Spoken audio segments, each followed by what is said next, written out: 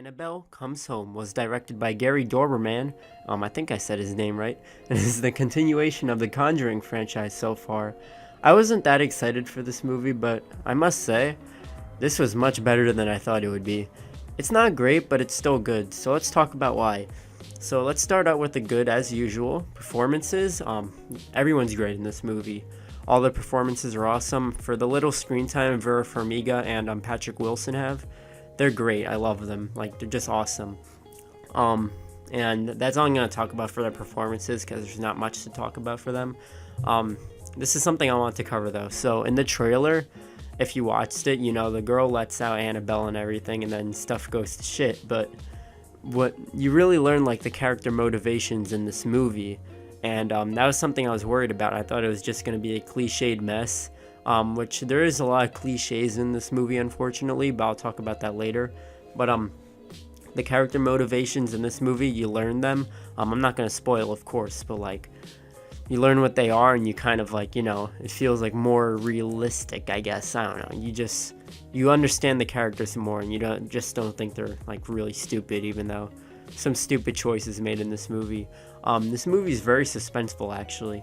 There's really intense scenes.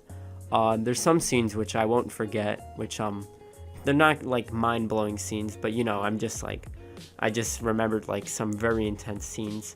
But some of them can lose their suspense very quickly.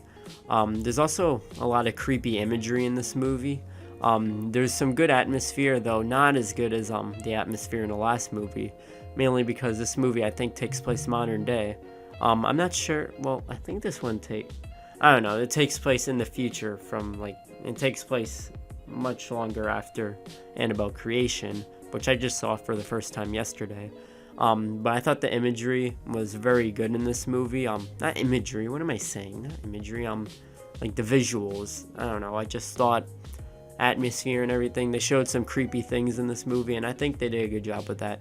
Soundtrack in this movie also, I liked it. You know, it adds to the horror theme of the movie. And yeah, I like the soundtrack. In fact, the end credits, I won't spoil what song they use, but you know, it's very surprising. And I thought the end credits were pretty cool as well. And the opening credits as well, they're really cool as well. They like as well. They keep, like, you know, they kind of like draw you into the movie. Now there is flaws with this movie, such as there's way too many jump scares. Now, I'm not, like, totally against jump scares. I think you could have one or two of them in a movie, but, like, honestly, I think they're so cheap. Like, jump scares, like, you know, I think they're cheap. Like, movies like Hereditary and The Shining, they creep me out in such another way, like, without using jump scares. You know, they use, like, suspense and, like, creepy imagery and, like, visuals and, you know, like, atmosphere to creep me out. I think jump scares are really cheap because, like, they just startle you. I mean, like, it's not like they scare you, really. It's just like they startle you. And I like actually feeling like creeped out and like stuff getting under my skin. That just feels like, I don't know, it just makes me love horror movies like more when I watch them. This one could have used a lot more of that. This movie also takes a while to start up. There's slow building in the first act of this movie, but yeah, the first act of this movie is just so slow. And it's not boring. Well, some of it is, but, like, you know, some of it is, well, actually, it opens up strong, but, like, during, like, the first to second act, it could drag a lot during that time, and it takes a while for everything to kick into motion. And I mentioned this already, but the atmosphere was not as creepy as it was in Annabelle Creation. Like I said, I saw Annabelle Creation yesterday, and I give that movie a B+. I really liked that movie. I think it did a great job with what it was, and it was a great prequel. It shouldn't have been good, but it was good. But yeah, I'm not going to talk about any more about Annabelle Creation. Maybe I'll do a review for it. If you guys want a review for it, just comment down below. Alright, that's enough about that. This doesn't feel like this movie doesn't feel like it has an effect on any future movies, though, in the Conjuring universe. And I think that's my biggest problem with the movie. It doesn't really feel like it has, like, a strong place, like, where it is.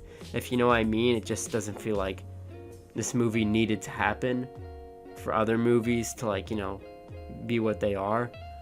Yeah, I'm like having trouble explaining this, but it doesn't feel like this movie like had like, I don't know, like I'm trying to find the word, but it doesn't feel like this movie needed to happen. It's a good movie, but I feel like it could have had a better place in the Conjuring universe. And the ending could have been a lot stronger. I won't spoil anything, I'm just gonna say the ending could have been a lot stronger. Anyways, this movie still surprised me a whole lot. Not as great as I wanted it to be, but much better than I thought it would be. I'll give Annabelle Comes Home a B-. Not as good as the last one, but still a pretty solid movie. As always, thank you guys so much for watching this video. I'll have more reviews out very soon, and I'll see you guys in the next video.